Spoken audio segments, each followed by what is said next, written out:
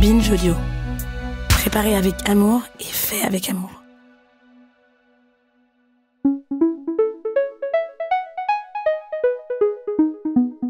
Bonjour à toutes et à tous. Je suis Lydia Martin, psychologue du travail. Quand on s'intéresse au bien-être mental au travail, le sujet du burn-out ou épuisement professionnel ne peut être ignoré. Les résultats d'enquête sur les personnes en situation de burn-out en France font le grand écart et traduisent une réelle difficulté de diagnostic. Il serait 30 000 selon Santé publique France, contre 2,5 millions selon le baromètre du cabinet Empreinte Humaine. Mais ces chiffres soulignent l'ampleur du phénomène. Alors, une question s'impose. Comment accueillir des salariés en retour d'un arrêt de travail pour burn-out ? Le burn-out est difficile à diagnostiquer et on le confond encore trop souvent avec la dépression. De plus, il y a encore une vision très négative du phénomène et on considère bien souvent que les gens en situation de burn-out sont des petites natures. Ça vous dit quelque chose ? L'OMS ne définit pas le burn-out comme une maladie, mais comme un syndrome lié à un stress chronique au travail. L'exposition prolongée à un stress chronique peut entraîner des symptômes tels que l'anxiété, la perte de confiance en soi, un débordement des émotions qui pousse la personne concernée à vouloir en faire toujours plus. Cette hyperactivité psychique se traduit par une extrême fatigue et à un moment donné, il y a un point de rupture et le corps dit « stop ». Il n'est souvent plus possible d'aller au travail. Alors pour sortir de cette boucle infernale, les médecins préconisent de s'arrêter et de prendre le temps. Selon l'assurance maladie, la durée moyenne des arrêts pour affection psychique, reconnue en accident du travail, s'élevait à plus de 4 mois en 2018. La reprise du travail peut être réparatrice, mais aussi source d'angoisse. On craint de retrouver cet environnement qui nous a fait plonger, mais aussi la perception des collègues et de la hiérarchie. En bref, une personne qui réintègre le monde professionnel après un burn-out peut rechuter si ses conditions de travail n'ont pas changé et si son poste n'a pas été réaménagé. Alors, comment reprendre le travail dans les meilleures conditions pour ne pas replonger ? Et comment, en tant que responsable, accueillir une personne de retour après un burn-out ? Je vous propose d'écouter 2 témoignages qui nous font comprendre qu'un travail collectif est nécessaire.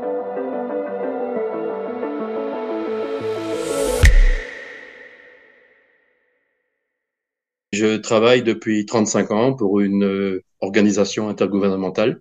Mon travail consiste à visiter des entreprises, soit en Europe, soit dans tous les pays du monde, pour vérifier qu'il n'y a pas de concurrence déloyale. Quand on rentre dans ce genre d'institution, on vous demande, vous devez être impartial, indépendant, éthique, enfin, on vous demande tout un tas de choses. Moi, j'ai signé sans problème, hein. Et après, quand vous êtes dans le bain, on vous demande autre chose. Là, il y avait vraiment une perte de sens. Donc, j'ai dit, oh là là, ça va pas, je vais voir le médecin. Il me dit, vous avez fait un burn-out. J'ai été arrêté pendant 3 semaines.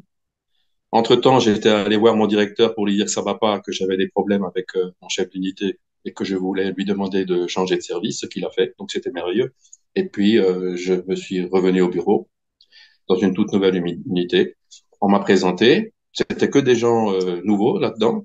Une chef d'unité impeccable. Mon directeur a été muté pour m'avoir soutenu. Ma chef d'unité a été également mutée. Et un tas de nouveaux collègues sont arrivés qui étaient justement ceux que j'avais fui dans l'ancienne unité où j'étais.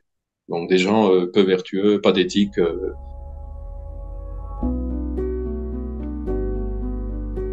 Donc là, ça n'allait plus du tout. Donc j'ai senti revenir. J'ai dit, voilà, on retombe, on replonge, ça m'étonne pas. Je m'y attendais, hein. Là, j'ai été arrêté pendant 7 mois et demi. Et donc après 7 mois et demi, j'ai demandé à revenir au travail. Seulement, une chose va changer, c'est que je vais plus le faire avec l'esprit de qualité que j'avais avant. Je dis maintenant, je vais être un simple exécutant. Je vais faire ce qu'on me dit de faire. Puis par la fin, on m'a foutu la paix. On m'a laissé dans mon coin, en quelque sorte. Et puis voilà, la journée passait comme ça. Et puis le soir, je rentrais chez moi, calme, reposé. Ça me convenait très bien.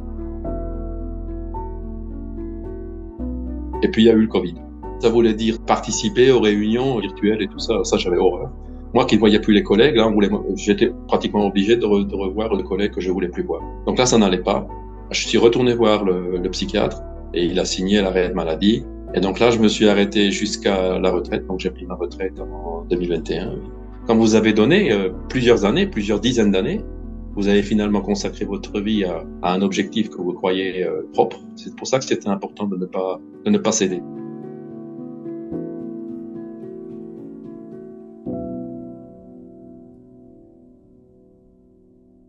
Ce témoignage met en lumière 3 points qui me semblent essentiels. Premièrement, contrairement aux idées reçues, le burn-out touche principalement des personnes impliquées dans leur travail et qui l'aiment. C'est le cas de Jean-Michel, qui a 35 ans d'expérience et dont le métier est en accord avec ses valeurs. Deuxièmement, le stress chronique peut être dû à plusieurs facteurs et n'est pas uniquement le résultat d'une charge de travail importante. L'absence d'éléments essentiels qui donnent du sens au travail peut provoquer ce stress. Cela peut être le sentiment d'utilité, la reconnaissance, des relations de confiance avec la hiérarchie et les collègues, l'autonomie ou encore l'alignement éthique.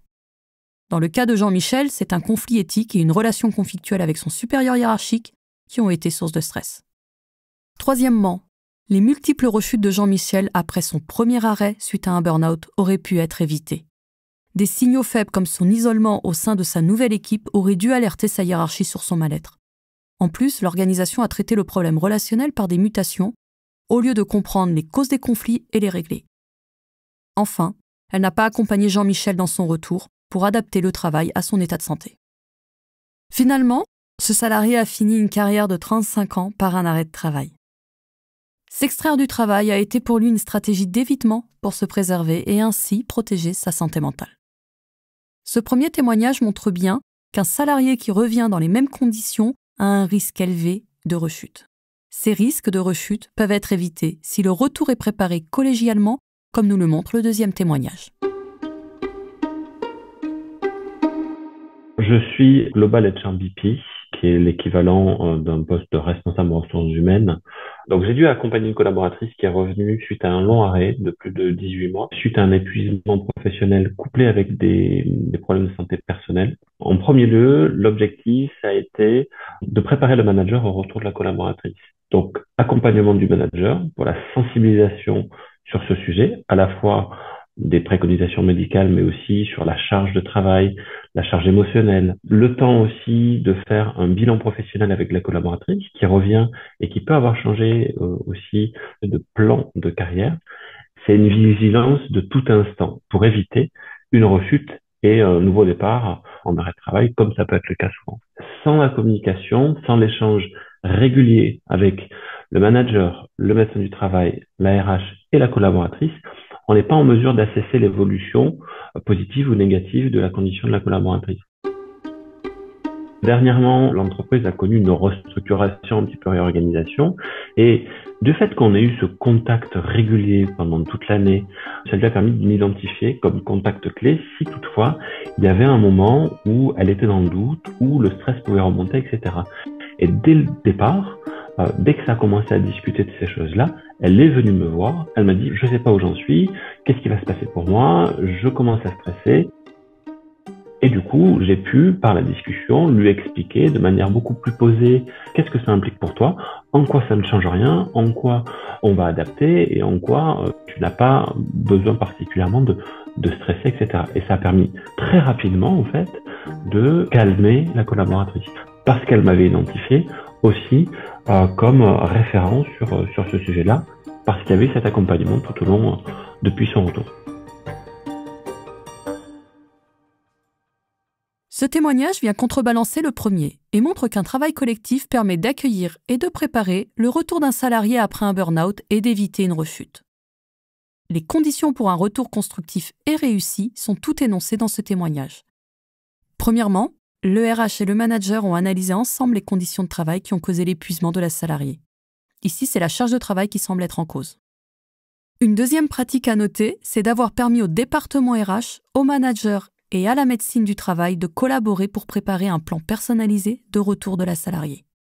Un accompagnement en profondeur de la salariée sur son poste au quotidien a été mis en place, notamment à travers une étroite surveillance des facteurs de burn-out, charge de travail, amplitude horaire, et une disponibilité pour entendre les doutes et inquiétudes de la salariée.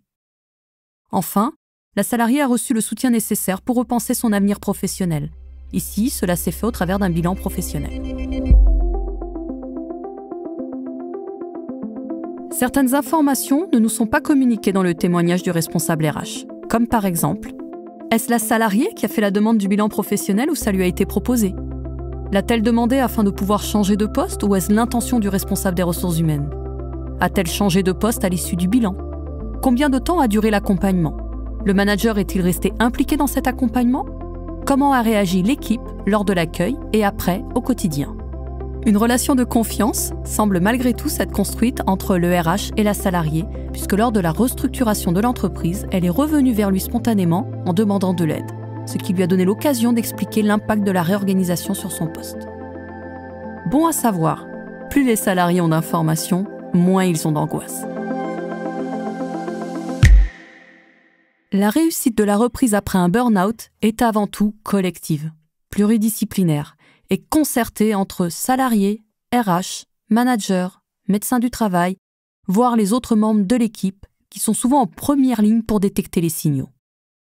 Alors, si vous accueillez un salarié après un arrêt maladie pour cause de burn-out, souvenez-vous que créer un lien de confiance à travers une profonde reconnaissance de ce qu'il s'est passé est crucial.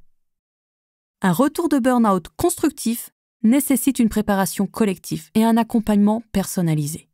Cela passe par une analyse des conditions de travail, une collaboration avec le département RH et la médecine du travail et l'accompagnement du salarié sur son poste. Plus concrètement, vous pouvez instaurer une ambiance transparente dans l'équipe en l'impliquant dans la réflexion autour du retour du salarié, surtout si elle résulte en une réorganisation de l'équipe et une nouvelle répartition des tâches. Vous pouvez aussi valider la motivation du salarié pour reprendre le même poste ou étudier ensemble des possibilités de mobilité. Offrir au salarié la possibilité de repenser son avenir professionnel peut être très libérateur et aider la personne à se projeter de nouveau dans le travail. Le suivi est aussi très important. Je vous conseille d'organiser des points très réguliers durant les 3 premiers mois et être attentif à l'intégration dans l'équipe et à la manière de travailler pour éviter qu'une situation identique se reproduise. Enfin, proposer une personne ressource et neutre pour soutenir le salarié et l'aider à reprendre ses marques peut être une solution très intéressante. Pour conclure, j'insisterai sur un dernier point. Le risque principal à éviter au retour est aussi celui du surinvestissement, d'autant plus que bien souvent le salarié se sent coupable suite à son arrêt maladie. C'est pourquoi un soutien collectif est important. Et comme nous l'avons vu dans le premier épisode, réfléchir au bien-être global des salariés n'est pas incompatible avec les objectifs de performance d'une entreprise. Bien au contraire. Rappelez-vous, le bien-être mental, c'est mieux quand on en parle, surtout au travail. Cet épisode a été produit en partenariat avec Alan, qui propose une solution intégrée au service de la santé physique et mentale pour les équipes d'entreprise de toute taille et les indépendants. Il a été préparé par Inès Guiza, Hélène Blonze et Lydia Martin, psychologues du travail chez Alan, qui accompagnent les entreprises dans la prévention des risques professionnels et nous livre ici ses conseils. À dans un mois pour un prochain épisode.